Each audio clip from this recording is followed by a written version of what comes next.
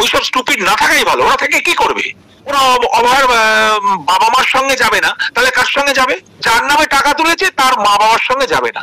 এরা কি করছে এরাই জানে। এদের কি ভবিষ্যৎ? এরা ডাক্তারি করবে না পলিটিক্স করবে না নিম্নমানের আন্দোলন করবে? এসব আন্দোলন করে কোনো লাভ হবে না। বিজেপি এখন একটা একমাত্র শুভেন্দু বাবুকে আমি দেখছি, উনি একমাত্র বাঘের বাচ্চার মতো লড়ে যাচ্ছেন এবং সব জায়গায় গিয়ে ঝাঁপিয়ে পড়ছেন।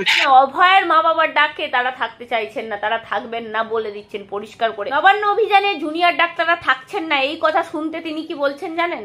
রজত শুভ্র ব্যানার্জি, তিনি তার জামা ছিঁড়ে দেওয়া হয়েছিল কার্যত, তিনি প্রতিবাদ করেছিলেন মুখ্যমন্ত্রীকে, তিনি অভয়ের জন্য কথা বলেছিলেন। নমস্কার দর্শক, আমি রোজিনা রয়েছি আপনাদের সঙ্গে। এই মুহূর্তে দাঁড়িয়ে আপনাদেরকে যে বিষয়টা বলবো, নবান্ন অভিযান, আপনারা প্রত্যেকেই জানেন নবান্ন অভিযানে কিন্তু সবাই এই মুহূর্তে দাঁড়িয়ে পুরো পশ্চিমবঙ্গবাসী, শুধু পশ্চিমবঙ্গবাসী কেন বলবো, এই নবান্ন অভিযান নিয়ে রাজ্যের শুধু না দেশের এবং দেশের বাইরেরও আবেগ জড়িয়ে রয়েছে।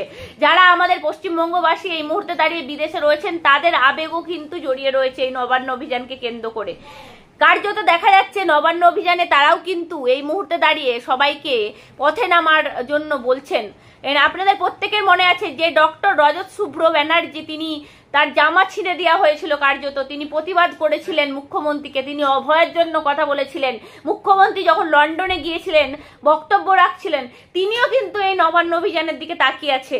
নবান্ন অভিযানে জুনিয়র ডাক্তাররা থাকছেন না, এই কথা শুনতে তিনি কি বলছেন জানেন? তিনি কি বলছেন আপনাদেরকে শোনাবো। আর একটা বিষয়, যে বিষয় আমি বলছি আপনারা থাকছেন না, রাত জাগবেন, গান বাজনা করবেন, আমি বলছি সবাই মিলে যদি নবান্নর দিকে তেড়ে যাওয়া যেত, সবাই মিলে যদি নবান্নর দিকে একবার পায়ে পা মিলিয়ে যাওয়া যেত, তাহলে এই সরকারকে কি কাঁপানো যেত না? কিন্তু আমরা দ্বিখণ্ডিত, আমরা বিভক্ত, আমরা ক্রমশ বিভক্ত হয়ে পড়ছি। ভাবতে পারছেন যদি সবাই মিলে একসাথে যেত তাহলে তো এই নবান্নর গদিটা টলে যেত। কিন্তু এই জুনিয়র ডাক্তাররা এই মুহূর্তে দাঁড়িয়ে আমার মনে হয় তারা এই গদি টলাতে চায় না, গদিটাকে রেখে বাদবাকি জিনিস তারা করতে চায় কি, সেই জন্যই তারা নবান্ন অভিযান, যেখানে অভয়ের মা বাবা ডাকছে, আমি বলছি শুভেন্দু অধিকারী নয়, যেখানে অভয়ের মা বাবার ডাকে তারা থাকতে চাইছেন না, তারা থাকবেন না বলে দিচ্ছেন পরিষ্কার করে। তাদের শুভেন্দু অধিকারীতে বাধা, তারা বলছেন রাজনীতি থেকে আমরা দূরে। আমি বলছি আপনারা প্রত্যেকেই তো এসইউসিআই এর একদম রাজনৈতিক সক্রিয় কর্মী, সক্রিয় রাজনৈতিক কর্মী। আপনারা বলছেন আমরা থাকছি না, আপনারা থাকছেন না, তাতে কিছু যায় আসে না। কারণ বঙ্গবাসী কালকে নামবেন, বঙ্গবাসী কালকে নবান্নর উদ্দেশ্যে যাবেন, অভয়ের মা বাবার সঙ্গে হাঁটবেন। কাল আমাদের পশ্চিমবঙ্গ উত্তাল হয়ে উঠবেন। রজত শুভ্র ব্যানার্জিরা আশা করছেন দেশের বাইরে থেকে, তারা বলছেন প্রত্যেকটা মানুষের চোখ আছে, প্রত্যেকটা মানুষ দেখতে চায় এই আন্দোলন কতটা জোরদার হয়।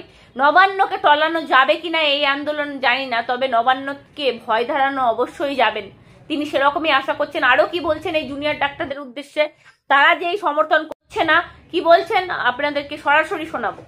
রজত শুভ্র ব্যানার্জি বলছেন। হ্যাঁ বলছি স্যার, এই মুহূর্তে দাঁড়িয়ে অভয়ার কালকে বিচারের 1 বছর, মানে অভয়ার মৃত্যুর ঠিক সেই জায়গায় দাঁড়িয়ে আপনি বাইরে আছেন, দেশের বাইরে, কিন্তু কালকে নবান্ন অভিযান, কি বলবেন? হ্যাঁ, আমি আপাতত দেশের বাইরে আছি, নিজস্ব কাজেই এসেছি, কিন্তু মনটা ভারাক্রান্ত হয়ে রয়েছে এবং খুব একটা বলার কিছু নেই। ওই আমরা নিভৃতে এখন এই ফল ভোগ করে যাব, দুরাচারিতার ফলগুলো ভোগ করে যাব, এছাড়া আর কোনো উপায় নেই। We have to suffer in silence. আমার এছাড়া খুব একটা কিছু বলার নেই। আমি নিজের মন প্রাণ দিয়ে ভেতর থেকে অভয়ের বাবা মার সঙ্গে আছি, ওদের আমি ব্যক্তিগতভাবে সে কথাটা জানিয়েওছি। সশরীরে উপস্থিত থেকে কিছু করতে পারছি না এই মুহূর্তে, কিন্তু দেখা যাক, ওরা ওদের মতো চেষ্টা করুন, আমি আবার দেশে ফিরে চেষ্টা করব। তবে এই মুহূর্তে বলার মতো কিছু নেই। স্যার একটা জিনিস এই মুহূর্তে দাঁড়িয়ে আমি বলবো, এই যে বিচার পেল না একটা মেয়ে, বিচার হারা 1 বছর, মানে 365 দিন, আমি বলছি এই বিষয়টা, এই যে এই প্রশাসনের ব্যর্থতা, চূড়ান্ত ব্যর্থতা, এই মুহূর্তে মমতা বন্দ্যোপাধ্যায় যিনি মহিলা মুখ্যমন্ত্রী রাজ্যে রয়েছেন, তাও মহিলারা বিচার পাচ্ছে না, বিষয়টাকে কিভাবে দেখছেন? কোনো ব্যাপারেই তো কোনো বিচার নেই। এটা তো একটা ওয়েস্ট বেঙ্গল যে একটা সভ্য দেশ না, ইট ইজ রিয়েলি ওয়েস্ট, মানে WEST না, ওয়েস্ট হয়ে গেছে কিনা এটা তো বলা খুব মুশকিল। এবং কোনো কিছুরই তো বিচার নেই। শিক্ষকরা অত্যাচারিত, জনগণ অত্যাচারিত, হিন্দুরা অত্যাচারিত, বিভিন্ন ধার্মিক লোকেরা অত্যাচারিত। এবং মেয়েটার কথা আর কি বলবো। এবং এটা ছাড়াও অন্যান্য মেয়েরা, কেউ বোমায় মারা গেছে, কেউ অন্যান্য ভাবে হ্যাসেলড হয়েছে। এটা বলার কিছু নেই, কন্টিনিউয়াসই হয়ে যাচ্ছে। এতে না শাসক দলের কিছু যায় আসে না। এবং তারা এতখানি ক্ষমতা এখন রয়েছে যে এই যায় আসে না, ওরা বুক ফুলিয়ে একদম বুক টুকে বলতে পারছে যে আমাদের কিছু যায় আসে না, আপনারা যা খুশি করুন, এই ধরনের একটা হুমকি। কিছু যায় আসে না আপনি বলছেন? একদম কিছু যায় আসে না, কোনোভাবেই কোনো কিছু যায় আসে না। কেউ কি কিছু করতে পারলো? আমাদের একটা সভ্য দেশ, এখানে কি আইন, আদালত, বিচার বলে কিছু আছে? এবং সেক্ষেত্রে আমি কেন্দ্রীয় কি বলবো, শাসক দলকেও আমি দায়ী করবো, খানিকটা সিবিআই কেও দায়ী করবো। তারাও তো কোন রকম কনক্লুশনে আসতেই পারলো না। যেটা দেখাই যাচ্ছে, একাধিক লোকের ইনভলভমেন্ট ছিল, সেখানে দেখা গেল একটা লোককেই বলির পাঠা করে চাপিয়ে দেওয়া হয়েছে। একটা লোকের কাজ এটা নয়, সেটা একটা বাচ্চা ছেলে যে হামাগুড়ি থেকে উঠে দাঁড়িয়েছে সে বলতে পারবে। আমি বলছি স্যার, কালকে নবান্ন অভিযান, শুভেন্দু অধিকারীও থাকবে কালকে। মমতা বন্দ্যোপাধ্যায় কিন্তু নবান্ন ছেড়ে চলে গেছেন ইতিমধ্যেই, কি বলবেন? যাবেন না তো কি করবেন? উনি ফেস করবেন। ফেস করলে তো সেটা তো একটা কি বলবো, একটা স্ট্যাম্পিড হয়ে যাবে সেখানে। শুভেন্দু বাবু যাচ্ছেন শুনে আমি খুব খুশি হলাম যে শাসক দলের বিরুদ্ধে যে বিরোধী দলটা দাঁড়িয়ে আছে, they have to be strong enough. এবং রাইটলি আমি শুভেন্দু বাবুকে খুব ক্লোজলি ফলো করি, আমার সঙ্গে আলাপও আছে ব্যক্তিগতভাবে, আপনি জানেন। আমি দেখি যে উনি কি অসম্ভব চেষ্টা করছেন, কিন্তু আমাদের একটা উত্তর খুঁজে বের করতে হবে। এই চেষ্টাটা বৃথা না যায় সেটা দেখতে হবে। আমি এই মুহূর্তে 14 তলা কি সরানো যাবে? মহিলা মুখ্যমন্ত্রী যিনি রয়েছেন, কালকে পরশু সরানো যাবে না, কিন্তু সরাতে তো হবেই। এটা তো প্রাণের ব্যাপার। আমি মানে মারামারি করতে পারি না, কিন্তু আপনি যদি এসে আমাকে প্রাণহানির হুমকি দেন, আমার গলাটা টিপে ধরেন, তখন তো আমাকে আমার অস্ত্রটা বের করতেই হবে। এবং সেই অস্ত্র বের করার সময় হয়ে এসেছে, হাই টাইম। তাহলে আমাদের দেশটা নষ্ট হয়ে যাবে। অ্যাটলিস্ট পশ্চিমবঙ্গ বলে যে দেশটা আছে, ওইটা পুরো একটা উপদ্রুত এলাকা হিসেবে হয়ে যাবে, একটা টেররিস্ট সাব হয়ে যাবে। এটা তো বন্ধ করতেই হবে। কালকেই সরানো যাবে কিনা জানি না। এবং এই ধরনের আন্দোলনে এতে লোকের ক্ষোভ উপরে উঠবে। ধরুন 1 কোটি লোক কালকে রাস্তায় নামলো, কি হবে? পুলিশ গুলি মেরে উড়িয়ে দেবে, কামান জল দিয়ে উড়িয়ে দেবে, যে ওয়াটার ক্যানন মারবে, ঘোড়া চালিয়ে দেবে। ওদের হাতে সব আছে, সব করে দেবে। আমরা তো সেটা করতে পারবো না। এবং দোষ দেবে অন্য লোকেদের। পাশ থেকে লোকে তখন উত্তেজিত হয়ে, টালির চাল থেকে যিনি উঠে এসেছেন বারবার বলেন, তো তিনি যে কথা বারবার মানুষের আবেগে টানেন, আপনি তো একদম কালীঘাটের এই কার্য তো আপনি দেখেছেন নিশ্চয়। আমি বলছি, সেই মহিলা সাধারণ মানুষের মন বুঝতে পারছে না। ওনার কিছু যায় আসে না। আমি এখনো তো গিয়ে, শুনুন, আমার গান বাজনার শখ আছে। আমি গত মাসেও কলকাতা থেকে গিয়ে আমার ওই তবলার ছাউনি করতে হয়। ওই গলিতে আমার পুরনো দোকান, সেখানে দাঁড়িয়ে আমার তবলাটা ঠিকঠাক করতে হয়, কিনতে হয়। আমি সেখানে গেছিলাম এবং হঠাৎ 30 বছর বাদে ওই গলিটায় ঢুকে ওইখানে গিয়ে আমি শিউরে উঠেছি। কোন ভদ্র দেশে, কলকাতার বুকে, ওনার বাড়ির উল্টো দিকে ওইভাবে লোকে থাকে, ওনার কিছু যায় আসে নাকি? শুনুন, আমি যদি ওইখানে থাকতাম, আমার যে সামনে হরিশমোহন রোডের পুলিশরা ডিউটি করে, ওদের দেখে আমার দুঃখে মন কাঁদে। আমি ওদের মাঝে মাঝে ওদের সঙ্গে দাঁড়িয়ে একটু কথা বলি, চেষ্টা করি একটু চা সিঙ্গারা একসঙ্গে খেতে। ওদের কোথায় গিয়ে টয়লেট করে আসতে হয়, কোনো ফেসিলিটিস নেই, রাস্তায় দাঁড়িয়ে রয়েছে রোদ্দুরের মধ্যে, বৃষ্টির মধ্যে। ওনার কি কিছু যায় আসে নাকি? আমাদের যাদের মধ্যে বোধ বুদ্ধি, মানুষের যেসব সেন্স গুলো থাকা উচিত সেগুলো আছে, তারাই সাফার। স্যার, মমতা ব্যানার্জির মধ্যে কি মন নেই, মানে সেন্স নেই, মমতা নেই? আমি বলতে পারবো না, আমি জানি না। মমতা নামটা কানেক্ট, এটা তো মানে একটু হাসি হলো। ওই যে আমার একটা ভাই আছেন না, খুব আমাকে দাদা বলে ডাকেন, খুব সম্মান করেন, আপনি তো তার প্রচুর ইন্টারভিউ নেন, কাজী মাসুম আক্তার। আর ও তো খুব মানে সার্কাস্টিক ওয়েতে উত্তর দেয়, এবং ওর উত্তরটা কতখানি যন্ত্রণা থেকে উঠে আসে সেটা আমি বুঝতে পারি। এবং আমার সঙ্গে ওনার রিসেন্টলি কয়েকদিন যোগাযোগ হয়নি, সবসময় যোগাযোগ থাকে। ওনাকে জিজ্ঞাসা করবেন, এই প্রশ্নের উত্তরটা উনি দিয়ে দেবেন। এখন উনি বাংলার মানুষকে কি বলবেন এই 14 তলা থেকে এই সরকারকে যাতে উৎখাত করার জন্য সবাই হাতে হাত দিয়ে একসঙ্গে লড়াই করে, কি বার্তা দেবেন আজকে? আমার বার্তা হচ্ছে যে সমস্ত বঙ্গবাসীর আজকে ভাবার প্রয়োজন হয়ে পড়েছে। আজকের দিনটা নয়, আমি আপনাকে একটা সুন্দর এক্সাম্পল দিচ্ছি। অ্যানালজি ছাড়া কথা বলতে ভালো লাগে না, আমি তো একটা গভীর সাবজেক্ট নিয়ে সারা জীবন, ওইটাই আমার প্রফেশন ছিল। আপনি শুনুন, আপনার গতকালটা হিস্ট্রি হয়ে গেছে, আপনার জীবনে আমার জীবনে সব হিস্ট্রি হয়ে গেছে। আজকের দিনটা আমরা বেঁচে আছি, নিঃশ্বাস নিচ্ছি, কিন্তু আমরা তো জন্তু নই, আমরা মানুষ। ভবিষ্যতের দিকেই আমরা তাকিয়ে আজকের দিনটা নিঃশ্বাস নিচ্ছি।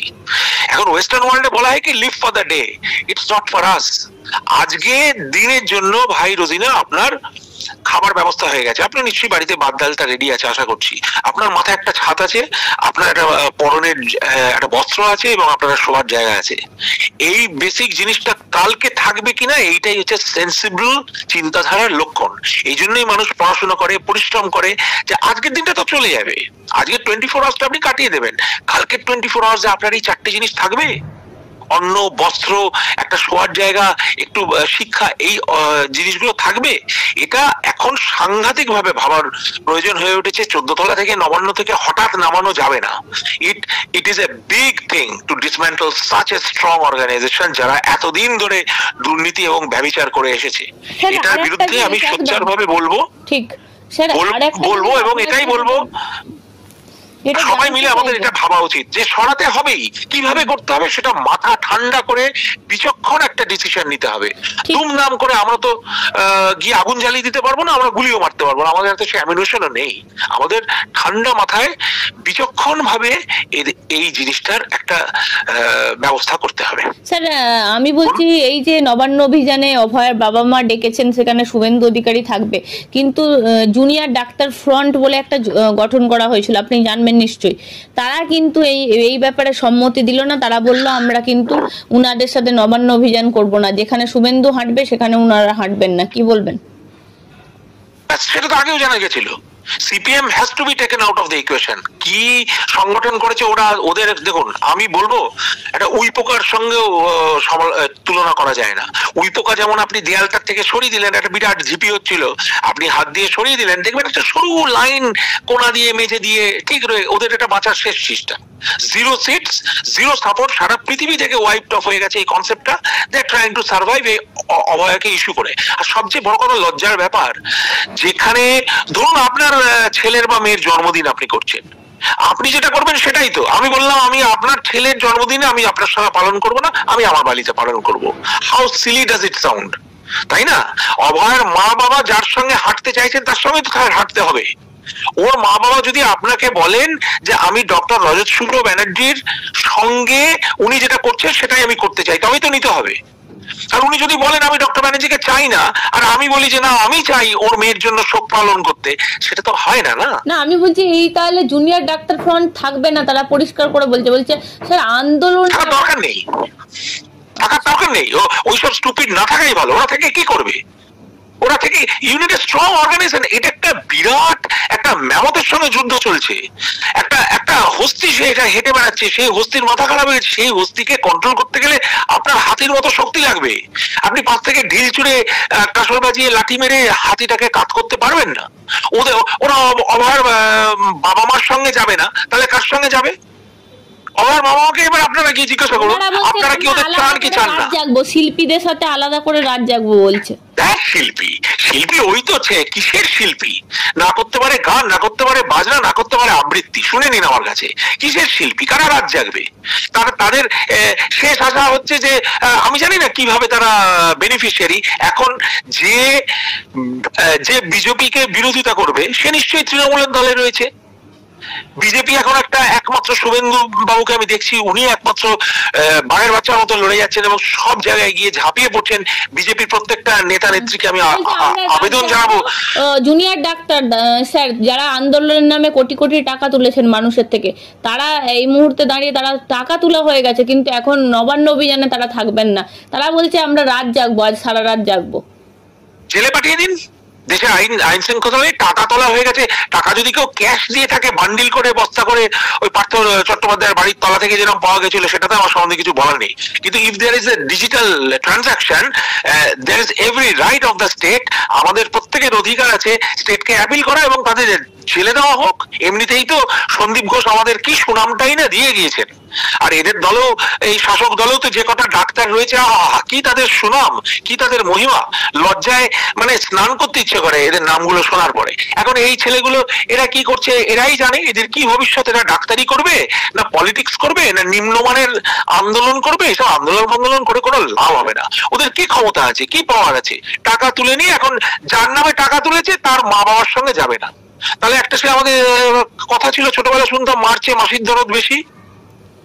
এরা কি মাসি নাকি? এটাই আমার প্রশ্ন। এরা তাহলে মাসি না মেশো? আশ্চর্য। মা বাবা যেটা বলছেন সেটা করতে চাইছে না। মা বাবা নিশ্চয়ই শুভেন্দুবাবুকে বলেছেন। শুভেন্দুবাবু তো নিজে থেকে যাওয়ার লোক নয়। 1 বছর ধরে ব্যাপারটা ডিলেট হয়ে গেল বিজেপিকে গো ব্যাক বলার জন্য। আপনাদের হয়তো মনে হবে অ্যাপারেন্টলি আমি বিজেপির সমর্থক বলে এই কথাটা বলছি, কিন্তু বিজেপিকে গো ব্যাক বলার পরেই তো এই সেটব্যাকটা হয়েছে। ঠিক স্যার, ঠিক। এটা তো হওয়ার কথা ছিল না। একদম। বিজেপিকে গো ব্যাক বলার পরে শুভেন্দুবাবু পিছিয়ে গেছেন। আজ নিশ্চয়ই ওরা শুভেন্দুবাবুকে চাইছেন, তাই জন্য শুভেন্দুবাবু হাঁটছেন। শুভেন্দুবাবু তো নিজে নিজে যাওয়ার কেন হাঁটবে? জুনিয়র ডাক্তাররা বলছে আমরা তাহলে যাব না। দরকার নেই। আরে শুভেন্দু অধিকারী আছে বলে তোদের মাথায় ওই থাকবে। তাহলে এক কাজ করতে পারে, ওরা হিন্দু ধর্ম ত্যাগ করে অন্য কিছু কোন সব ধর্ম ত্যাগ করে বাবা মা ভাই বোন ত্যাগ করে শাসক দলের সঙ্গে মিশে যাক, তাহলে সবচেয়ে ভালো হয়। তাহলে সংখ্যালঘু সংখ্যাগুরু কোনো কিছুরই দরকার নেই। ওই হোচিমিন চাউমিন কনসেপ্টটা নিয়ে নাচ গান করবো, মানববন্ধন করবো, আর সারা রাত জেগে থাকবো ভোর পর্যন্ত। কোন জাগুন না, আপনি সারা 365 দিন জাগুন না। 365 পোকামাকড় হয়েছে সারা রাত আপনি ঝিল্লির ডাক শোনেন? আপনি মাঠের ধারে যান, দেখবেন সারা রাত ব্যাঙ ডাকছে, ঝিল্লি ডাকছে, পোকামাকড় বেঁচে রয়েছে, পেঁচা ঘুরে বেড়াচ্ছে। তাদের আমি ছোট করছি না, ইকোসিস্টেমে তাদের প্রয়োজন অনেক বেশি। আপনি রাত জাগলেন কি না জাগলেন তাতে কিছু যায় আসে না।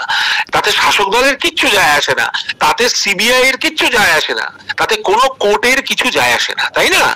নিভৃতে নাচ গান করবে, কোন শিল্পী যাবে?